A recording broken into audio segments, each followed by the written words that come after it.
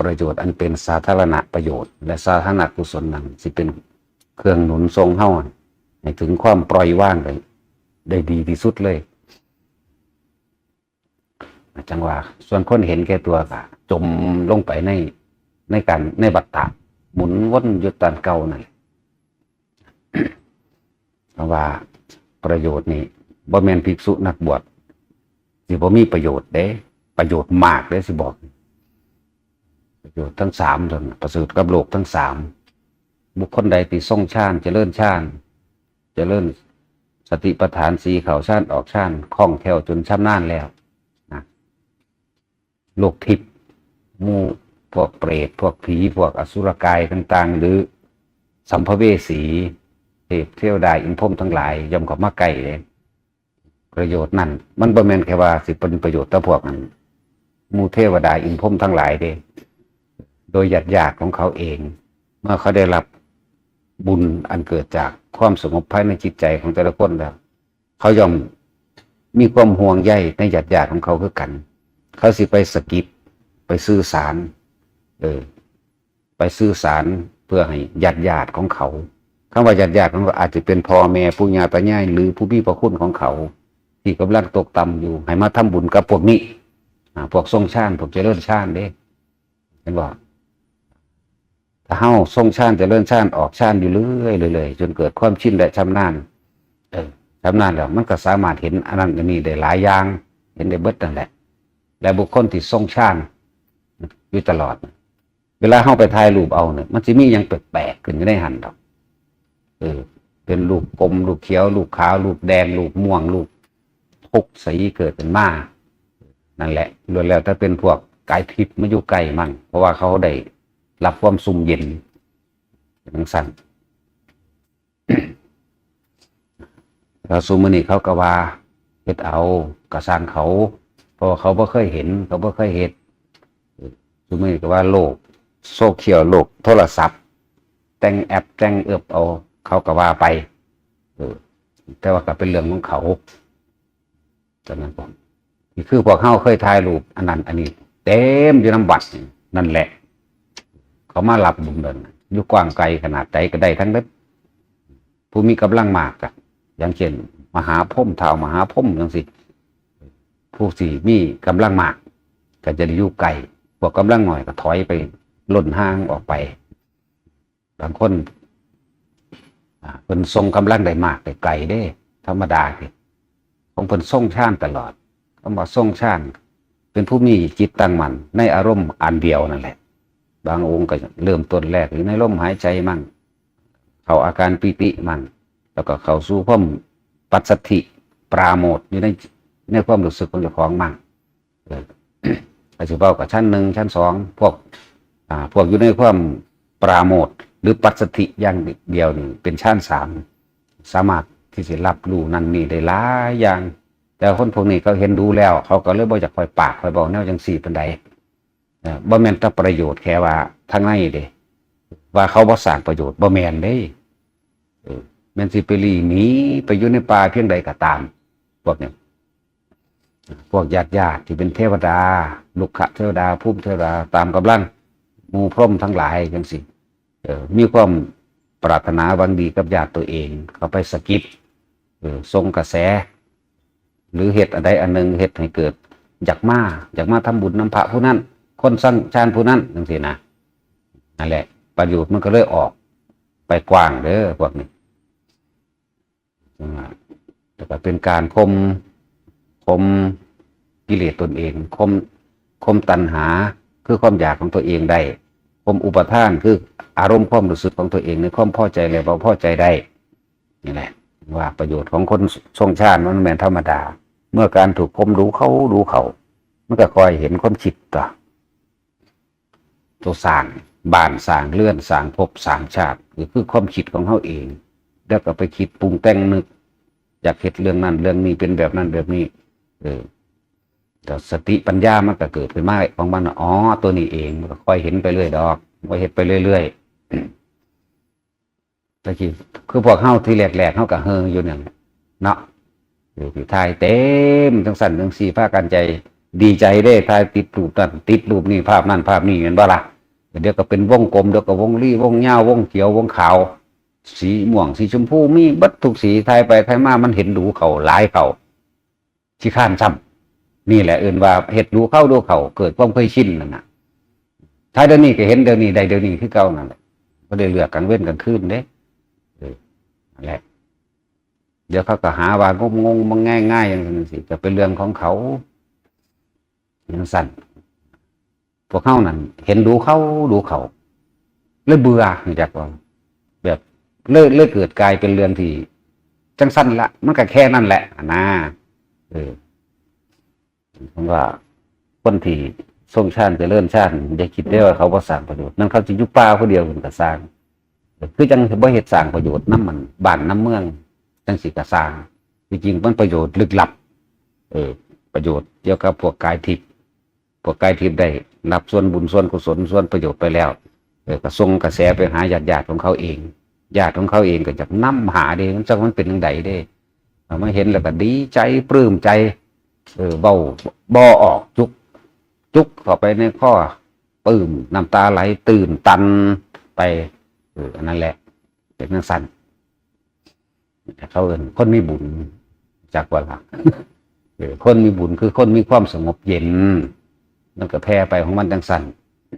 ส่วนผู้บาลับกับบาลับเด้ก็ทุกข์ยากไปก็แล้วแต่นะส่วนผู้บาลับก็ดียังว่านั่นแหละคือเฮาอุทิศบุญเฮาสิอุทิศเป็นส่วนแบบกว้างยกตัวอย่างคือว่าพอผลทานบุญกุศลกรรมดีเนี่ยที่ข้าพเจ้าทำมาแล้วตั้งแต่อดีตจนถึงปัจจุบันณขณะนี้จงมีแด่สรรพสัตว์ทั้งหลายไม่มีที่สุดไม่มีประมาณทุกเหล่าบรรดามีผู้รับก็รับผู้บารับก็บารับก็แล้วแต่นี่เป็นนังสั้น มันขึ้นอยู่กับว่าผู้นั้นสิรับหรือบารับเพื่อเอาเข้าให้คนกินเอาแต่คนกับคนคือกันก็ได้เอาเงินไปให้เอานี่เอาอยู่บ่อยู่แต่ผู้รับแต่ผู้เอาก็อาจจะสบายไปเป็นนังสั้นนั่นแหละมันขึ้นอยู่กับคนผู้นั้นเขาก็เลยเหตุกว้างๆเอาก็สร้างบ่ก็สร้างมันจะเป็นจังซี่นะ เขาเหตุแบบว่าไม่ได้จำเพาะเจาะจงบ่มีความเข้าไปยึดมั่นถือมั่นกับบุคคลผู้ใดผู้หนึ่งจักคนบ่จำเพาะเจาะจงผู้ใดเลยได้ทั้งเบิดเจ้าสิเลวว่าทั้งใดก็สร้างแต่เขารับส่วนบุญได้ดีไปก็ดีไปเจ้าสิดีมาเพียงใดเจ้าบ่เอาก็เรื่องของเจ้าคือกันนี่ลักษณะนั้นจังว่าแบบให้หมู่ภิกษุสงฆ์หมู่เดียวกันพวกเฮานี่พยายามทรงฌานเจริญฌานไว้ทำสติปัฏฐาน4ให้มั่นคงผู้ใดอยู่ในอานาปานสติอานาปานจะคือรู้ลมเข้าออกแล้วก็เพ่งในลมเข้าออกแล้วเจริญฌานทรงฌานผู้ใดเรียนอยู่กับลมนี่อาการปิติก็เกิดเมื่ออาการปิติเกิดปัสสติเกิดปัสสติเกิดก็เกิดสมาธิเรียกว่าจิตตั้งมั่นตั้งมั่นในความสงบนั่นเองสงบปราศจากความปรุงแต่งในความอยากใดอยากเป็นเด้สงบตัวนี้เด้ตัวสงบบ่แม่นกายสงบอย่างเดียวเด้พวกกายสงบใจสงบก็มีพวกกายบ่สงบแต่ว่าใจสงบก็มีนี่มันบอกกันบ่ได้อันตัวนี้สั้น พวกนี้สิมีกำลังมากพวกนี้กำลังในการประหารกิเลสข่มกิเลสนั่นแหละบ่แม่นกำลังอย่างอื่นดอกแล้วก็กำลังบุญของเขาสิมากพวกนี้ที่จังคือพระเจ้าเห็นว่าเมื่อครั้งเราเสวยชาติเป็นโพธิสัตว์เราย่อมอยู่ในอานาปานสตินี้เป็นส่วนมากคือเป็นทรงฌานเจริญฌานนั่นแหละทรงอยู่ในลมหายใจของตนเองแหละเป็นที่ระงับดับตัณหาและเวทนาของตนเองความอยาก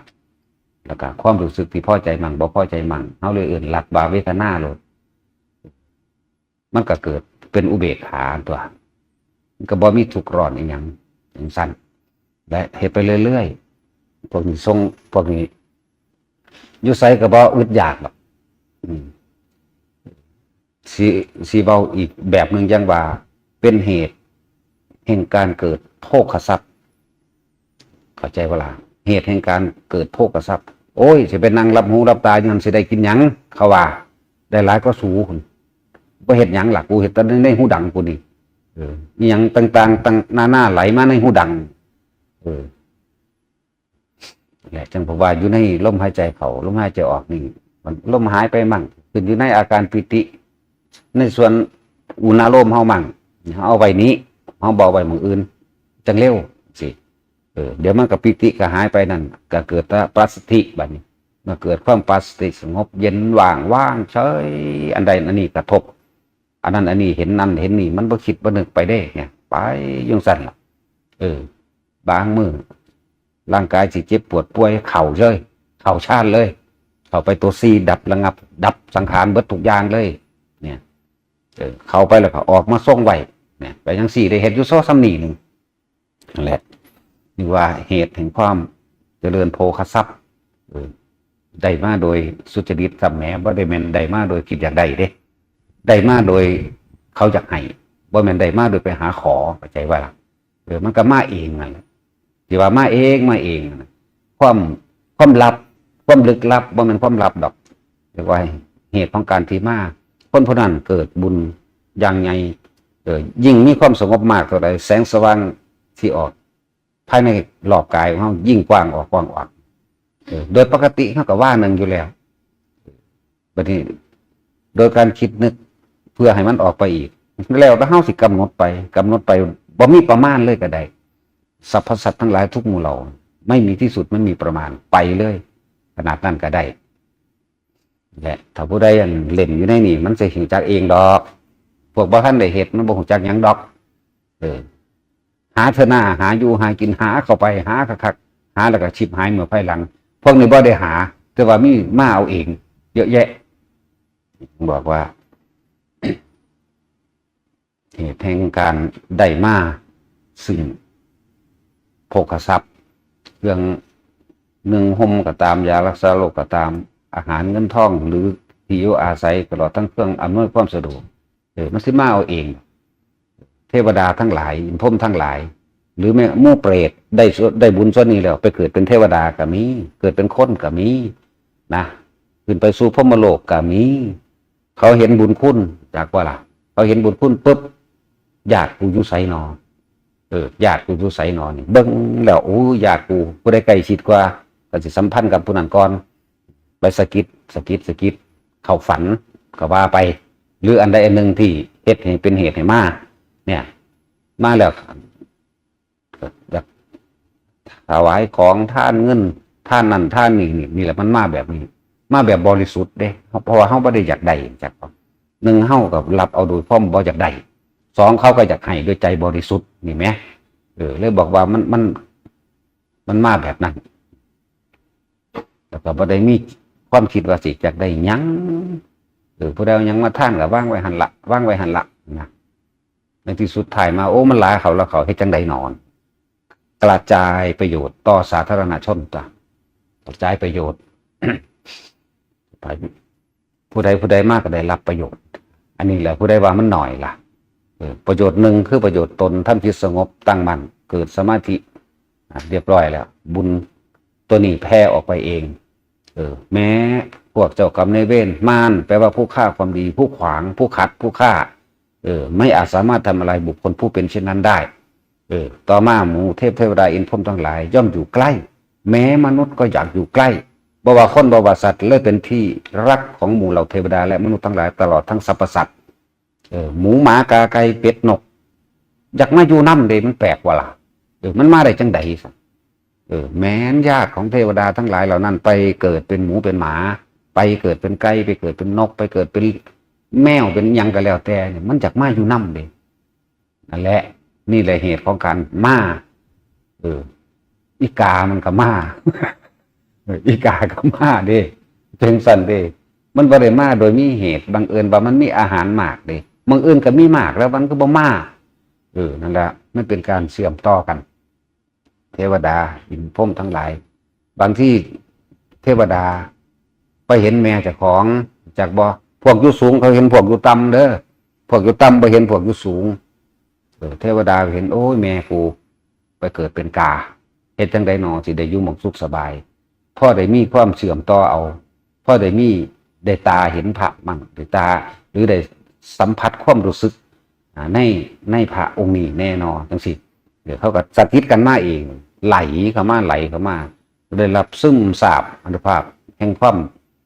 เรียกว่าส่วนบุญส่วนความสงบมันก็เป็นไปของมันเอง จังหน่อยๆเขาเห็นเขาก็เริ่มซึมซาบจำภาพที่ตาจากลักษณะนั้นบ่ว่าหมาบ่ว่านกที่ว่าอีหยังที่เฮาเข้าใจว่าเป็นสัตว์หลายงูเฮาเข้าใจว่าเป็นสัตว์หลายบ่ได้หลายเด้เฮาเด้มันหลายจากว่าล่ะแม้แต่งูก็มา ธรรมดาบ่งูก็งูดีละบ่แม่นงูผีงูสางหยังดอกมันสัมผัสได้นั่นแหละบางที่ว่าเทวดาพรหมทั้งหลายบางที่โอ้ยพ่อกูโอ้ยแม่กูญาติกูลุงกูผู้มีพระคุณกูไปเกิดเป็นสัตว์เดรัจฉานอยู่หันอยู่นี่ก็ไปหาวิธีป้องมาสะกิดมานั่นแหละจักว่าล่ะมันอยู่นี่ได้รับความสุ่มเย็นปลอดภัยบ่มีอันตรายจังซั่นตัวแต่ว่าเฮานั่นผู้บ่รู้จักหยังก็ย่านตกใจฆ่ามันซ้ำก็มีจังซั่นเด้ท่านที่ว่าบ่นอนอยู่ดีๆขึ้นมาเกี่ยวกูนี่ละดากูก็ตื่นเป็นอยู่เด้ว่าทางบ่ให้มันดอกตื่นซื่อมีนอนลงเรื่องทับมันเลยก็มีเด้อ้าวมาแต่ย่ามใดว่านะจังซั่นนั่นแหละ อานุภาพของการทรงฌานเจริญฌานนะเฮาก็อาศัยสติปัฏฐาน4นั่นแหละโดยการเพ่งเข้าไปสู่ลมหายใจอยู่กับมันเฮ็ดกับมันเป็นกับมันเขาที่จริงกันน่ะเฮาก็ต้องเปิดเผยมั่งคือกันอย่าให้ตะกิเลสโจมตีหลายอย่าให้ตะคนบ้าหมาเฮาโจมตีหลายถ้าเว้าเรื่องฌานถ้าเว้าเรื่องของแปลกๆมาน่ะบ่แม่นผิดเป็นอาบัติมั่งแม่นบ่คอยถ้าจับผิดมั่งบัดมันเว้าน่ะมันบ่บัดบ่บัดมันเว้าแต่ตัวมันเองก็บ่ได้เห็นตัวมันเองก็ไปเห็นตัวมันเองก็บ่รู้ตัวมันเองก็บ่สามารถกระทำได้แต่ว่าอ่านหนังสือมาวิจัยวิจารณ์เอาดอกคาดเขานี่เอาเด้พวกนี้จักว่าล่ะพวกสันดานหมานี่จักว่ามันบ่รู้จักว่าอันใดดีอันใดชั่วเด้ขนาดพระพุทธเจ้ามันก็ยังเห่าเด้แม่นว่าล่ะพระพุทธเจ้ามันก็เห่าเด้หมามันบ่ได้รู้จักหยังนั่นแหละว่ามันก็ต้องเว้าสมั่งคือกันนั่นแหละนะถ้ากูเว้าเรื่องนี้เรื่องแปลกๆขึ้นมานี่เรื่องสูบ่เคยเห็นมานี่จับผิดเลยบ่ผิดโคตรพ่อโคตรแม่มึงบ่เนาะแม่นบ่ล่ะก็จังซั่นตัวเฮาก็ต้องเว้ามั่งเลยคือเฮาถ่ายรูปอันนั้นอันนี้จังซี่เห็นมีแสงบับๆแบบๆติดไปตามตัวตามนั่นเฮาจังซี่ไผก็มีติดเบิดล่ะอยู่นี่บ่ว่าติดแต่เฮาดอกว่าแต่อยู่ในบริเวณของเฮาใน16กิโลนี่ติดได้เบิดเอา1โยชน์เฮากำหนดไว้1โยชน์จักบ่ล่ะหรือสิเอาเลยไปนั่นก็ได้ทั้งเบิดจังซี่ จังว่าเว้ามั่งของมันพิสูจน์ได้เห็นได้อยู่ไหมพวกนั้นพวกบ่ได้เข้ามาใกล้มาสัมผัสเฮาดอกอันพวกว่าบ่แม่นจังซั่นมันแต่งแอปนั้นแต่งแอปอย่างนี้ใครก็ทำได้คือจังว่ามันตีฝุ่นขึ้นมาซั่นฝุ่นแม่หมู่สีเขียวๆทั้งหัวกูฝุ่นสีเขียวมั่งสีม่วงมั่งสีชมพูมั่งขาวเรื่อมประกายผึกมีเบิดส่วนอันส่วนแนวเว้าซะมั่งเนาะ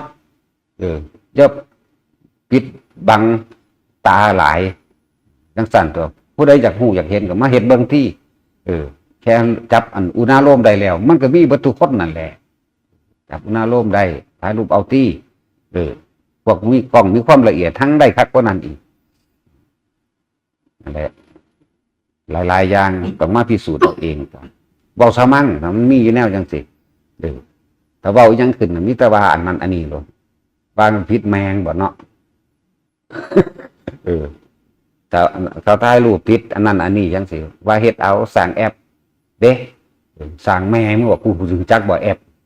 กูจักแต่แอปเปิ้ลตัวกินได้ จังซั่นแล้วเฮ็ดไปแล้วก็ผู้ใดสิไปหาเฮ็ดภาษาจังซั่นซื่อไม่เชื่อหรอกถ้านั้นน่ะถ่ายรูปมาให้ดูหน่อยสิก็ถ่ายไปให้เบิ่งล่ะก็ว่าเฮ็ดเอาโอ้ยโคตรพ่อโคตรแม่เอ้ยเนาะ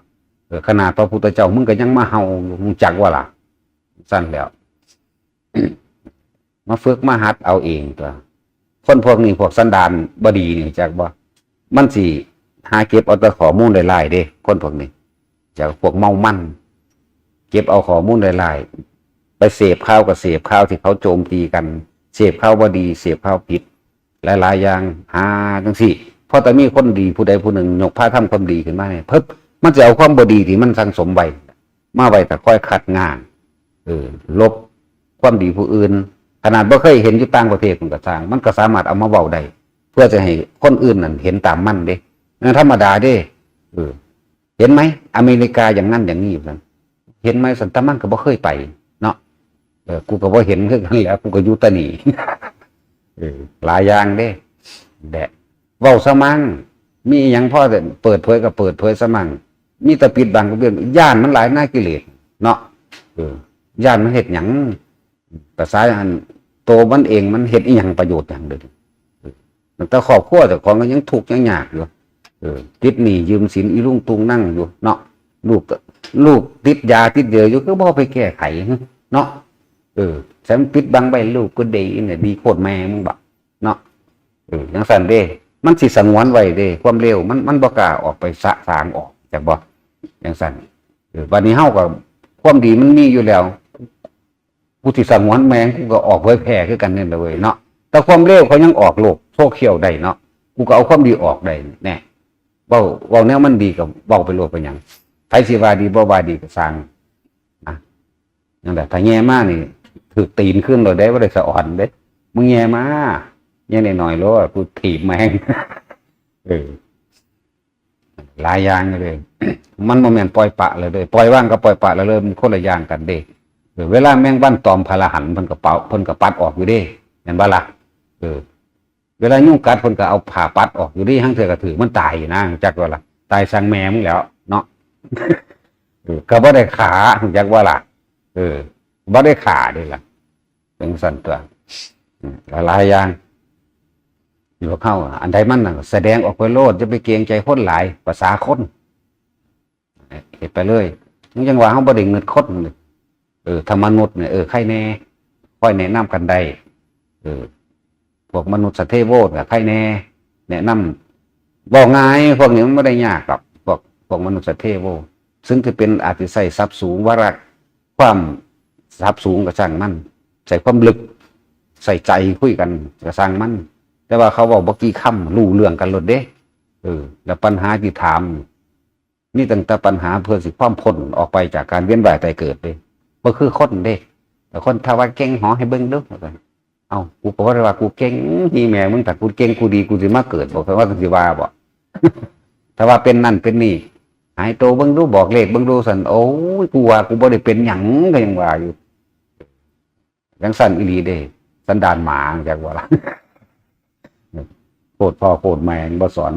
เนาะโคตรปูโคตรยาวโคตรถวดบ่สอนบ่แนวจังซี่เนาะหากินแต่เจ้าของอยู่ก็เลยหาหลักผู้อื่นกินพร้อมเด้เมื่อธรรมดาเด้พวกจังสิจักก็ล่ะ สแตกเราอยู่ก็อย่างมาเว้าธรรมะโอ้ยพวกแดกเราเว้าธรรมะมึงบ่จักบ่มึงสิลงนรกอ่ะนะมึงเอาของจังสั่นไปหาเว้าอยู่ในวงเราจังสั่นแล้วถ้าได้เว้าเราเว้าแมงเต็มที่แล้วเด้กู กูก็ได้เงินคนเด้จังสั่นแต่เฮาเอาออกไปเผยแพร่แน่จังสิเบ้าโลดนะเผยแพร่เต็มที่โลดเด้อวัดใดมีผู้ใดมีเผยแพร่โลดจะไปสอนแมงนะจักบ่ล่ะตั้งแต่ยาบ้าเขายังเผยแพร่ได้ไหมเนาะว่างขายตามตลาดร้านค้าของช่ำทั่วไปแผงละ5 บาทยัง5 เม็ดละ5 บาทเขาก็ยังว่างแผงขายได้ไงอันความดีกูเว้าอยู่ซ้ำนี่ก็สิกูลี่เว้าอยู่ลี่แมงได้บาทนี่บุรีเด้อปิดบังอำพรางเด้ในจังสั่นกันถือกฎหมายนะถือโลดกฎหมายสูแต่ว่ากฎแห่งกรรมสูสิลงไปอยู่พุ่นล่ะสัตว์นรกคือว่าหยังแต่พวกเข้าจังว่าพวกเข้าปฏิบัติธรรมก็เพื่อสิเห็นผลนั่นแหละแต่เข้าก็บ่ไปว่าสิไปรังแกเบียดเบียนทำลายผู้ใดเสียชีวิตทรัพย์สินเด้แต่ว่าเขาก็ต้องมีการปกป้องตัวเองคือกันจากบ่ล่ะบ่แม่นว่าสิปล่อยเขาอย่างเดียวเด้ยังโง่ปานนั้นเด้แม้กระทั่งการลบนี่พุทธเจ้ายังสอนพระเจ้าชาติศัตรูเด้แต่ว่าหังบ่แม่นสอนให้ฆ่าจากบ่สอนพระเจ้าเพชรเสนก็สอนเด้ถ้าหากมีการฆ่าจะทำยังไงพระเจ้าข่าเธอจงวางจิตให้เป็นกลางทำเพื่อสังคมทำเพื่อมนุษย์อื่นพูดเด้เฮากล้าเว้าปานนั้นแหละอย่าไปมีอารมณ์อยู่ในนั้นมึงบ่ธรรมดาเด้ขาคนบ่มีอารมณ์ เอาที่แรกเขาก็งงอยู่เด้ศึกษาแล้วศึกษาอีกเข้าเบิ่งเลยเข้าเบิ่งเป็นจังได๋นั่นน่ะถ้ามีการฆ่าเดี๋ยวต้องทำอย่างไรว่าน่ะ เออเขาก็เลยเขาจะว่าค่าร้อยแลกล้านนะหรือค่าแมงโลน จังสั่นตัวศึกษาเบิ่งเด้อผู้ใดมันมีในพระไตรปิฎกอยู่แล้วแนวหมดนี่มีว่ามันว่าบ่มีแต่ว่าเพิ่นบ่ได้สอนให้ค้าเพิ่นสอนให้ป้องกันตัวเองป้องกันรักษาบ้านเมืองถ้าเป็นคนบ่ดีนั่นน่ะอย่าจงไว้จักว่าล่ะขาหนึ่งได้ล้านก็คือราคาร้อยได้พันล้านนี่ขาแมงโลดนึงว่าด้วยก็จังซั่นแหล้วเอาเพิ่นสอนหลายพระสูตรอยู่เด้อย่าได้ว่าบ่มีแหละเฮาบ่หลุดปากเฮาตั้งใจเบาบ่หลุดปากเลยนี่ตั้งใจเบาเลยบางคนตายในสนามรบเป็นพรหมก็มีธรรมดาเขาบ่ได้อยากเฮ็ดแต่ว่าโดยหน้าที่จากบ่ล่ะเขาบ่ได้อยากเฮ็ดแต่ว่าโดยหน้าที่ว่าสิตายเขามาส่งชาติเอาก็มีไหมนั่นนี่ก็มีเด้อตายอยู่เด้ประวัติต่างๆคือประวัติพ่อแม่ครูอาจารย์จังสิคือหลวงปู่ชอบจังสิก็เป็นทหารพม่าเนาะมาตายไปเกิดสวรรค์เสยไหมจังสั่นแล้วเขาขาตายแต่แท้คือไปเกิดสวรรค์ได้เอาเพิ่นบ่ได้อยากเป็นเรายกตัวอย่างจังน้อยหนึ่งนิดหน่อยในพังพุทธการก็มีเป็นแบบนั้นโดยภาระโดยหน้าที่ก็เลยต้องเป็นไปจังสั่นมันหลายอย่างอยู่เลยที่พวกเขาบ่เข้าใจหลายอย่างอยู่เรียกว่าป้องกันตัวถ้าขาดจังอันคือจังเฮาเว้าเรื่องว่าเวลาลูกมันกินยาบ้ามันหลอนมันนั่นนี่มันบ่ได้จักหยังแล้วแต่ว่าจะลืมหลอนบ่หลอนก็ช่างเป็นอนันตริกรรมคือเก่าลูกขาพ่อขาแม่เด้อจะให้มันขาเด้ขามันก่อนอยากว่าล่ะแต่ว่าเฮาบ่ได้สอนให้ขาเข้าใจว่านี่มันแปลว่าจังไดวะพี่โปบ่ได้สอนให้ขาเด้แต่ว่าขามันก่อนเด้ถ้าหักมันเข้าใจว่านี่เมตตาบ่ล่ะถ้าหักมันบ่อยากให้มันต้องไปหาสู่อนันตริยกรรมนะก็นั่นแหละเอื่นว่าเมตตาเป็นสั่นเถอะนั่นแหละว่างจิตเป็นกลางเห็นเป็นยังกระสร้างว่าผู้ใดมาบ่อันนั่นจะไปเอาใจมันถีบแมงโลดไล่มันหนีโลดตำรวจมาบำเพ็ญประโยชน์จังสั่นตัวสมควรที่รักษาไว้ได้พ้นที่สร้างประโยชน์พ้นที่บ่มีประโยชน์จะจิรักษาเห็นอย่างคือเฮาเห็นตำรวจจับอันลูกข้าพ่อข้าแม่แล้วโอ้ยหุ่มรักษาเลยสั่นเฮ็ดหลุดมือในไปหยังเวลาเขาไปลุ่มประสาท่านไหมเนาะมันบ่บาปดอกบ่บาปเป็นจังสิบาปมันจะตั้งใดเดินจังซั่นเลยมันไปฆ่าผู้อื่นมาเท่าใดไปลักของเขาไปฆ่าเขาข่มขืนเขามีเบิดเด้อีหลีนี่แหละซ้ำยุ่งตัวเดียวนึงเด้นั่นน่ะถ้ามาคิดเบิ่งได้ว่ายุ่งบ่มีประโยชน์ต่อโลกต่อคนเลยเด้เนาะหมดแดงยังมีใส่เดือนยังมีอยู่ดีย่อยสลายสารอินทรีย์เป็นทางอยู่แต่ว่าคนเร็วๆอย่างที่มีประโยชน์แม่อย่างถ้าพอกับแม่มันก็ขาผู้อื่นมันก็ขาไหมและจำยุ่งเปิดเผยมันมั่งสมั่งบ่แม่นว่าเป็นไหนอันนั้นอันนี้มนุษยชนสัจธรรมหาแม่มึงบอกดีนั่นแหละอำนาจหน้าที่หรือการงานของข้าราชการหรือผู้มีอำนาจอย่าลืมว่าพวกเจ้าแค่หากินซ้ำตายหนึ่งเด้อพวกเจ้าบ่ได้เก่งแก่กว่ากฎทั้งกรรมดอกจะบอกให้แหละบ่ได้สู้กรรมหรือธรรมอันใดก็เป็นอันนั้นอยู่แล้วบ่สามารถเพี้ยนออกมาหรือว่ามาแก้กฎหมายใดเด้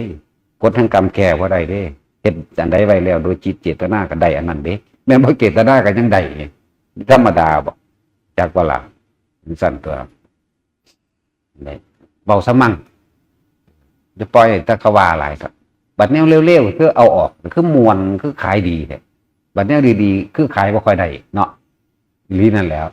เอาบัดนี้พอละ